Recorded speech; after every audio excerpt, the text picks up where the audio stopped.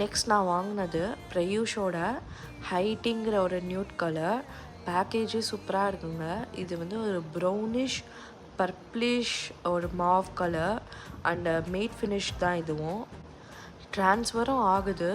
But இது பேக்கேஜாக இருக்கட்டும், இதுவாக இருக்கட்டும், எல்லாமே ரொம்ப பக்காவாக இருக்குங்க. இது என்னோடய ஃபேவரெட்டுன்னு சொல்லலாம்.